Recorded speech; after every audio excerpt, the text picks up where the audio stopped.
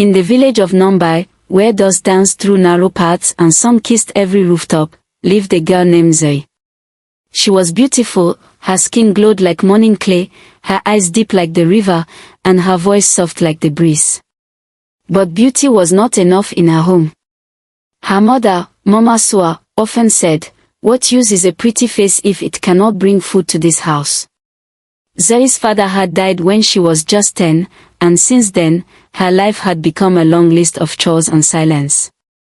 Her two older sisters, Odona and Ifoma, were treated like queens. They wore fine wrappers and shiny beads, while Zoe walked barefoot and wore faded cloth. Every morning, Zoe fetched water from the well, carried firewood from the bush, and cooked food she barely got to eat. She ate last, slept least, and smiled only when no one could see her. Many suitors once came for Zoe. Men from neighboring villages spoke of her beauty, but Mama Sua always turned them away. "She is the pride of Nombai," she would boast. "Bring 30 goats or don't waste my time." And so, the suitors stopped coming. No one could afford such a bride price, not for a girl treated like a servant. Then one day, Mama Sua returned from the market with a strange smile. Zoe was pounding yam in the backyard when her mother called her. "Zoe, pack your things. You are getting married." Zoe froze. "Married? To who?" "His name is Jabari. He is a farmer. Lives far from here. Doesn't talk much." And Mama Sua paused, avoiding her daughter's eyes. "He has a bad leg. But at least he agreed to take you without asking for anything." Zoe's heart sank. "A crippled man." "Silence," her mother snapped. "You should be thanking the gods that someone is willing to take you. You are too old to still be here." That night, Zoe lay on her mat, her face turned to the wall. She didn't eat. No one asked her how she felt. She was just a burden to them, a problem that was finally leaving. The wedding was quiet. No music, no laughter, no celebration. Just a simple binding at the elder's hut. Jabari stood alone, leaning on a carved wooden cane. His left leg dragged when he moved. His eyes were calm but unreadable. Zoe wore borrowed beads. Her face was pale. She didn't look at him. She didn't smile. When the ceremony ended, Jabari nodded politely and helped carry her small bag of belongings. They walked a long road to his home, past tall grass and quiet trees. His house stood at the edge of the village, far from other people. It was a small hut with a tin roof and a wooden door that creaked. Inside, it was simple but clean. A small mat. A pot over a clay stove. A carved chair and a low table. "You can sleep on the mat," Jabari said gently. "I'll rest outside under the tree." Zoe turned her face away. "I don't need your pity." Jabari looked at her for a moment and said quietly, "Neither do I." That night, under two different roofs, they both lay awake. Strangers joined by duty, carrying the weight of silent pain. Zoe stared at the wooden ceiling, her heart full of fear and anger. She had become a wife, but she felt more lost than ever. Zoe woke up to the sound of birds singing outside. For a moment, she forgot where she was. Then she sat up and saw the cracked walls and the small wooden stool in the corner. Her heart sank again. She was no longer in her mother's compound. She was now the wife of a man she did not know and did not want. The mat she slept on was rough, and her back ached.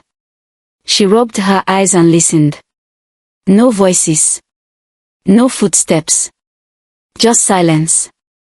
She stepped outside the hut and found Jabari bent over a small cooking pot.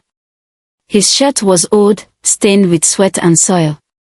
He stirred thick pap slowly, balancing on one leg while leaning on his cane. "Good morning," he said without looking up. Zoe said nothing. "I made pap.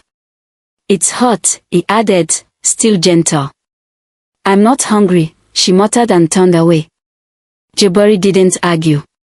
He continued stirring, then poured the pap into 2 wooden bowls, placing one on the stool near the doorway and taking the other with him as he limped away to the shade of a mango tree.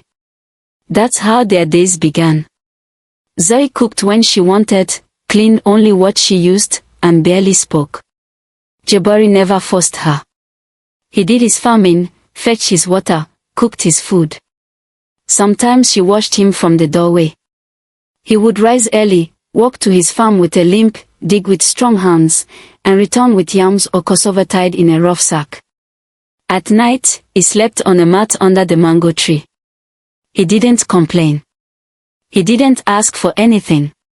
He just existed, quietly, humbly, and always with a calm that confused her.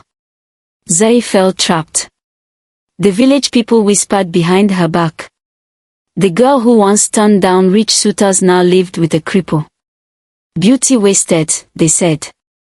One evening, as she fetched water from the stream, she heard 2 women laughing nearby. "Look, there she goes," one said, pointing. "Still walking tall even after marrying that limping scarecrow. Maybe she hopes you become a prince if she kisses his feet," the other laughed. Zoe's ears burned, but she said nothing. She carried her pot home, her back straight, her face blank. That night, dark clouds gathered above the village. Thunder roared like angry drums, and soon, heavy rain poured down. Inside the hut, Zoe curled up on the mat as water leaked through a crack in the roof. She quickly grabbed a calabash and placed it under the dripping spot. But as she stepped backward, her foot slipped. She fell, her elbow hitting the hard mud floor. A sharp pain shot through her arm. She gasped. The door flew open, and Jabari rushed in, his cane forgotten at the entrance. "Zoe," he called out, stumbling toward her. He knelt beside her, his hands trembling. "Are you hurt?" Zoe looked at him, confused. No one had ever run to help her like that. "Why do you care?" she whispered, her voice shaking. "I'm just the girl you took for free." Jabari looked into her eyes. "Because you are not a thing. You are my wife. I chose you. And I care because I know what it means to be broken and left alone." Zoe's throat tightened. She looked away, but a single tear escaped down her cheek. In the quiet hut, with rain still tapping on the roof, something shifted. She didn't say a word, but for the first time, she saw Jabari, not as a cripple, but as a man with a heart that carried pain and kindness. The next morning, the sky was clear, but Zoe's heart was cloudy. Jabari had left early for the farm, like always. He didn't say much, just handed her a few coins wrapped in a cloth and said, "We need salt and palm oil. If you're strong enough, you can go to the market." Zoe hesitated. She hadn't stepped into the village since the wedding. The memory of mocking eyes and whispered insults still haunted her. But the money in her hand, the way Jabari gently passed it to her without pressure, made her nod slowly. "I'll go," she whispered. She dressed in a simple wrapper and tied her scarf neatly. No beads, no fancy shoes, just quiet dignity. As she walked toward the market, the path felt longer than usual. Every step reminded her that she was no longer the admired girl of Mumbai. She was now the cripple's wife. The market buzzed with noise, traders calling out prices, goats bleating, women haggling. But as soon as Zoe stepped in, it felt like the entire world tilted. Heads turned. Mouths whispered. "She's back. Oh, look at her now. No gold, no pride, just dust. That's what happens when you think beauty is enough." Zoe kept walking. Her heart pounded, but her eyes stayed forward. She moved from one stall to another, bought the salt and oil, and was ready to leave when a loud voice stopped her. "Zoe, is it really you?" She turned. It was Kemi, her childhood friend, once a sister in spirit, now a stranger with sharp eyes and a cruel smile. "Kemi," Zoe said, forcing a polite nod. "You really married that poor man, eh?" Kemi asked, voice loud enough for the women nearby to hear. Zay didn't reply. Tell me, Kemi continued, smacking, is it true he uses a stick just to walk from the hut to the yam mound? The women around laughed. One added, does he crawl at night or just hop like a frog? Laughter exploded. Zay felt heat rise to her face. Her hands trembled, gripping the basket tightly. She turned to leave, but Kemi stepped in front of her. You used to laugh at us when we were old rappers. Now look at you. Maybe next time, you marry a blind man. Zay's throat burned with unshed tears. But she refused to break, not here, not in front of them. I'd rather marry a kind cripple, she said softly, than a rich man with a rotten heart. Silence. Kemi blinked. The women looked at each other. And in that moment, Zay walked past them, her back straight, her head held high. But as soon as she reached the edge of the bush path, her step slowed. Her breath caught. She dropped to her knees behind the shrubs and let the tears fall freely. Her heart ached, not just from shame, but from the loneliness of being unseen and unloved for so long. When she reached home, Jabari was already back, peeling yams under the mango tree. He looked up and noticed her red eyes but said nothing. Later that evening, as the sun dipped low, Zay stepped outside and found something new beside the door. A small wooden stool. Carved carefully. Smooth. Beautiful. Her hand touched the surface gently.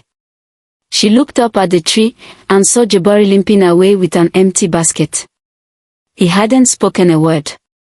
But through that stool, he had said everything. Days passed, and Zoe's heart began to change, quietly, slowly.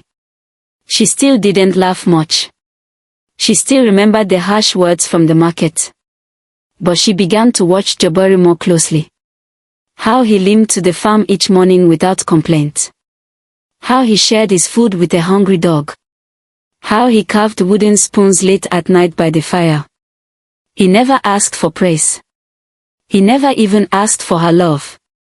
But everything he did spoke more than words. Then, one afternoon, Zoe woke up shivering. Her skin burned with fever. Her head throbbed. She tried to stand, but her legs failed her. She collapsed back onto the mat, her breathing shallow. When Jabari returned and saw her lying still, sweat covering her face, he rushed to her side. Zoe. His voice cracked. I'm cold, she whispered, her lips dry. He touched her forehead and gasped. You're burning up. He covered her with a wrapper, then added another. He crushed herbs and boiled water. He found her with a palm leaf deep into the night. But by morning, her fever only worsened. They had no money left for medicine. Jabari sat outside under the mango tree, staring at his empty coin pouch. His heart ached, not from his leg, but from helplessness. He looked at the path leading back to the village. His jaw tightened. He hadn't spoken to Zoe's family since the wedding. They had treated him like dirt. But now, pride had no place. Zoe needed help. So, he took his cane and began the long walk. The journey to Zoe's family home was slow. His leg dragged more than usual. Sweat poured down his back. When he reached the compound, her mother, Mama Sua, was outside pounding yam. Her two daughters were laughing near the kitchen. When they saw Jabari, the laughter stopped. Mama Sua frowned. What are you doing here? I need help, he said softly. Zoe is very sick. We need medicine. Please. Mama Sua snorted. So now the cripple begs. I'm not begging for myself, Jabari said. I'm begging for her. Please. Odona rolled her eyes. Why should we help? You took her without paying bride price. She's still your daughter, Jabari said. Mama Sua hissed. She stopped being my daughter the moment she married a beggar. Now get out before I pour water on your head. And she did. A bucket of cold water splashed over Jabari, soaking him to the bone. His cane slipped. He stumbled but did not fall. He stood still, water dripping from his chin, pain flashing in his eyes. He didn't argue. He turned and walked away. By the time he returned to the hut, he was trembling. Zoe lay curled on the mat, her skin pale. Her eyes opened weakly when he entered. Did they help? She asked. Jabari sat beside her and gently brushed her hair from her face. They said no, he whispered. But I'll find another way. Zoe blinked slowly. I'm sorry. Don't be, he said, taking her hand. You've done nothing wrong. That night, Jabari did not sleep. The next morning, he left before sunrise. He heard a neighbor needed help clearing a field before the rains. It was backbreaking work, but Jabari said yes. With every swing of the hoe, pain shot through his leg. But he didn't stop. By sunset, he had earned enough for a little medicine and food. When he returned, Zoe opened her eyes as he placed the warm bowl and herbs beside her. You did this, for me? Jabari smiled. For us. And for the first time, Zoe's lips curled into a tearful smile. Zoe's health slowly returned. The bitter herbs worked. Her fever faded. Day by day, her body regained strength, but something else grew stronger too. Her heart. She watched Jabari with new eyes now. The way he tied firewood behind the hut. The way he checked on her without words, always making sure her mouth was clean, her food was warm. He limped, yes, but he stood taller than any man she had known. One evening, as the sun poured orange light through the trees, Z sat beside Jabari on the old stool he had carved for her. You never asked me why I came here, Jabari said quietly. Zai turned to him. You mean this village? He nodded. This life. This place. She hesitated. I thought, maybe you were born here. Jabari smiled faintly. No. I chose this life. I ran from another one. Zai's brow furrowed. What do you mean? Jabari stared at the distant hills, his eyes full of shadows.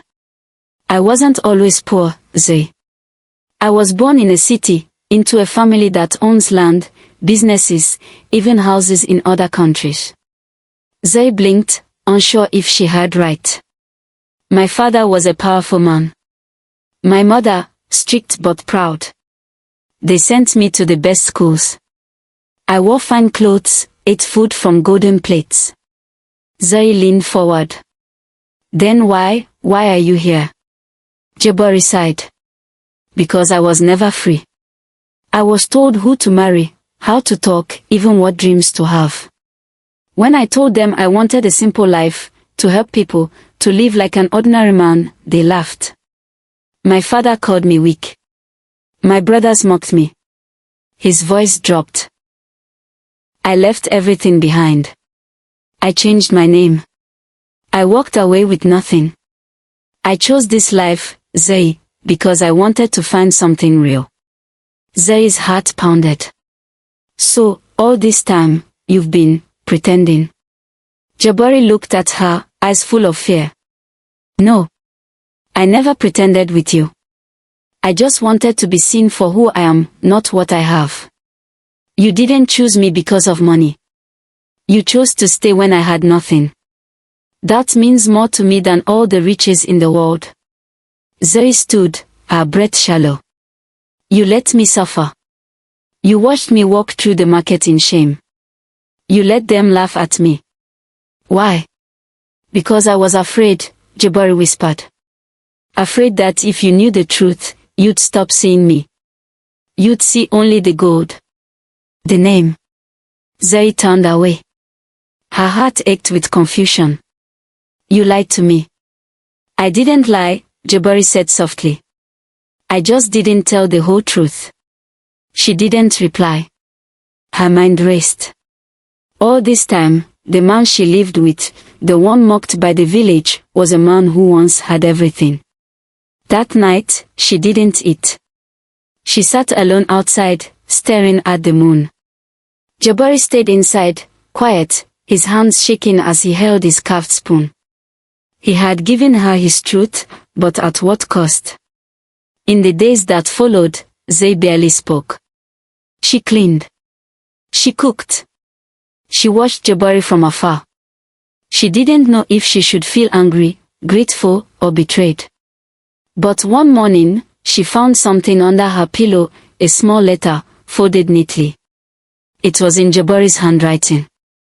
Zay. I didn't come here to hide from the world.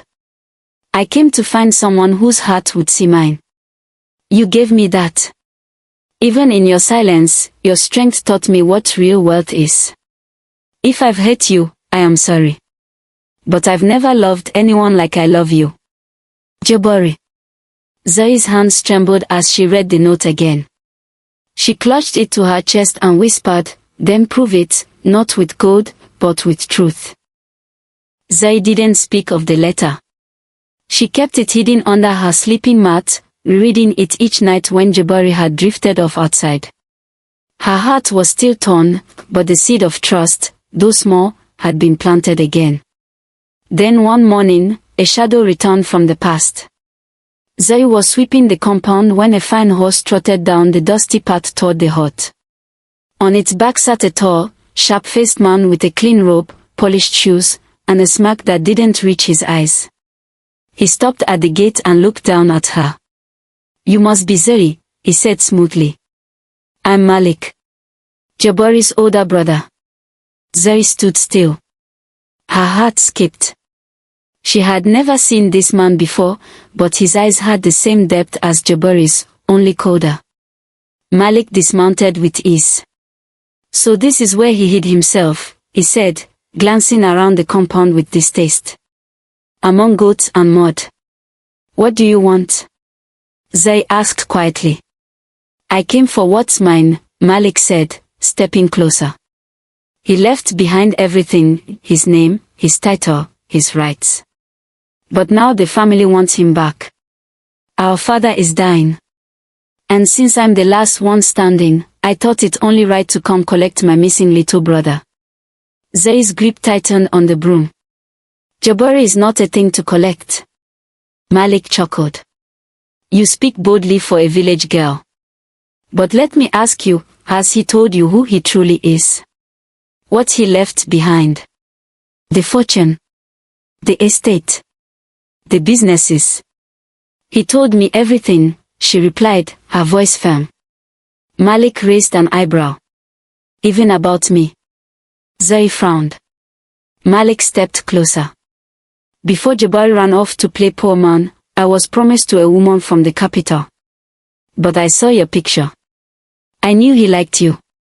I told father I'd marry you instead, just to spite him. That's why he left. Not because of the riches, but because he couldn't stand the idea of me having you." Zay's eyes widened in shock. "Now," Malik said, smiling, "I've changed my mind again. I still want you. Ditch Jabari. Come with me. I'll take you far from this dust, give you silk and perfume. You deserve better." Zay didn't hesitate. She took a step back and said, "You can leave now." Malik's smile vanished. "You're making a mistake." "No," she said calmly. "I made the mistake of letting people define my worth once. Never again. I choose Jabari, not because of what he has, but because of who he is. A man who walked with one leg to buy medicine for me. Who carved a stool instead of giving flowers. Who stayed humble even with a billionaire's name." Malik's jaw tightened. "He's nothing." "He's everything," Zay replied, her eyes blazing. "Now go." Jabari arrived moments later, panting and dusty from the farm. When he saw Malik, his face went cold. "I told you to stay away." Malik raised his hands. She made her choice. "Just know this, father will die soon, and the family will blame you. Don't come running back when the shame falls." He climbed on his horse and rode off. Jabari turned to Zay, still breathing hard. What did he say? Zoe handed him the letter she had written. Nothing that changes this. He unfolded the note. It read, I was angry because you hid your truth. But now I know why. I was afraid too. Afraid to believe in someone. But not anymore. Whatever you left behind, let it stay behind. Let's build something new, together. Jabari looked at her, eyes shining. You're sure? Zoe nodded. For the first time in my life, yes. Months passed. The dry season melted into rain, and the days flowed like the river behind their farm. Jabari and Zoe walked side by side in the soil, their hands raw from labor but their hearts softer than ever before. They laughed. They shared meals under the stars. They spoke little of the past, but the silence between them was no longer cold, it was peace. Then, one morning, Jabari stood at the door of their little hut with a small box in his hands. Zoe, he said, his voice gentle. There's something I want to show you. She looked up from the cassava she was peeling. What is it? He opened the box. Inside was a gold key. Zoe stared at it. What's this for? Our new home, Jabari replied with a soft smile. A place I built long ago. Before I ran from everything. I've been waiting for the right moment. For the right person to share it with. Zoe blinked. You mean, we are moving? Jabari nodded. Tomorrow. She hesitated. What about the village? The farm?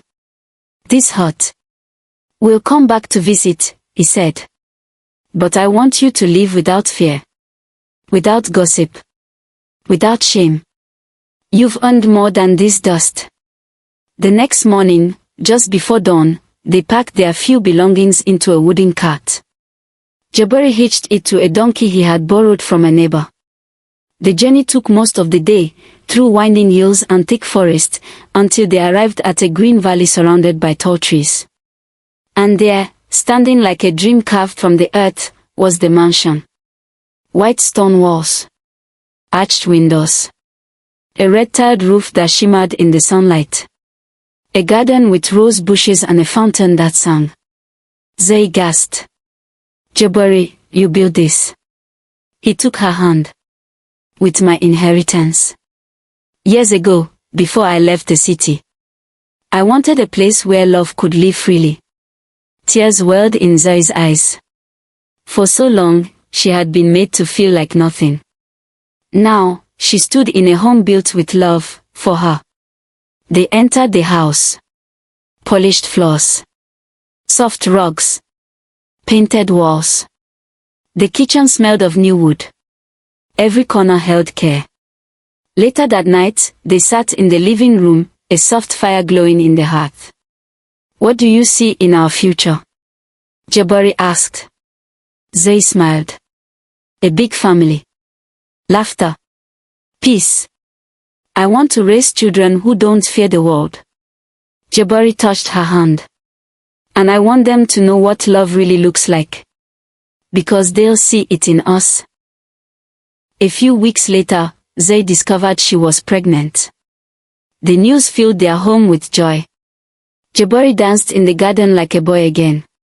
He sang songs to the unborn child each night, resting his ear on her belly. They named the baby before it even arrived, Nima, meaning grace. But joy, like sunlight, sometimes draws shadows. One afternoon, a visitor arrived at the mansion gate. It was Zoe's mother, Mama Sua, flanked by her two daughters. Their clothes were cleaner now, their faces less proud, their eyes full of something unfamiliar, regret. Jabari was in the fields. Zoe answered the gate. Her mother's voice was soft. Zoe, my daughter. Zoe said nothing. We've heard everything, Mama Sua continued. The mansion. The baby. The life you built. We were wrong. About Jabari. About you. Zoe crossed her arms. You threw water on my husband. You laughed at my tears. Her mother's eyes filled with tears. I know. And I've come to beg forgiveness. Not for gold. Not for favors. Just for a second chance to be your mother. Zoe looked at her sisters, both silent, their heads bowed. Why now? Zoe asked. Because, Mama Sua whispered, I finally see what I refused to see before, that strength has nothing to do with riches, and that love, real love, is the most powerful thing. Zoe's heart softened. She had dreamed of this moment, but never expected it. She didn't answer right away. She called for Jabari. When he arrived and saw the visitors, he paused. But Zoe reached for his hand. I forgive them, she said. Jabari nodded. But forgiveness, Zoe added, turning back to her mother, does not mean forgetting. You are welcome, but only if you come with respect. Mama Sua dropped to her knees. Thank you, my child. That day, something old broke and something new began. Later that week, the entire village heard the news. The girl they had mocked was married to a man whose name echoed in the halls of the city. The man they had laughed at had built a home more beautiful than anything they'd seen. The whispers turned to silence. Then silence turned to awe. One by one, neighbors came to visit. Not to beg, but to say thank you, for showing them that wealth means nothing without humility, and that love can grow even in cracked soil. When baby Nima arrived, the mansion was filled with music and drums. People came with gifts of yam, fabric, and blessings. Even the chief came, holding the child in his arms and declaring her, the flower born from storm. That night, Jabari and Zoe sat beneath the stars. Do you regret it? He asked softly. The pain. The struggle. The long road. Zoe leaned her head on his shoulder. No, she said. Because the road brought me here. To you. To love. And so, in a quiet valley far from gossip and greed, a once poor village girl and a forgotten heir built a life no one could shake. A life rooted in truth, watered with kindness, and crowned with grace. And they lived not just happily ever after. They lived stronger ever after.